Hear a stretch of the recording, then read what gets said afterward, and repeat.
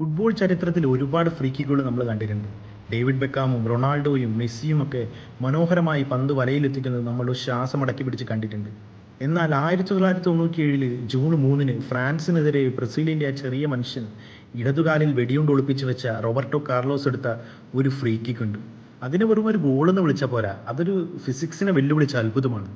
അന്ന് പോസ്റ്റിന് ഏകദേശം 35 മീറ്റർ അകലെ വെച്ച് ലഭിച്ച ഫ്രീ കിക്ക് എടുക്കാൻ വേണ്ടിയിട്ട് കാർലോസ് പന്ത് കൃത്യമായി ഗ്രൗണ്ടിൽ വെച്ചു.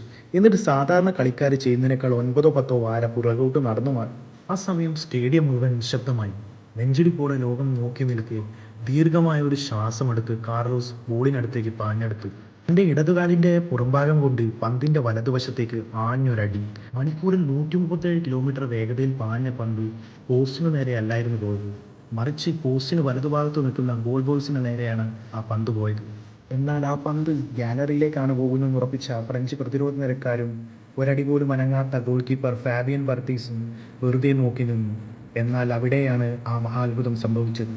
വായുവിനെ കീറിമുറിച്ച് മുന്നോട്ട് കുതിച്ച പന്ത് പെട്ടെന്ന് ഏതോ ഒരു മാന്ത്രിക ശക്തിയാൽ ആ പന്ത് ആകാശത്ത് വെച്ച് പെട്ടെന്ന് ഇടത്തോട്ട് വളയുകയായിരുന്നു.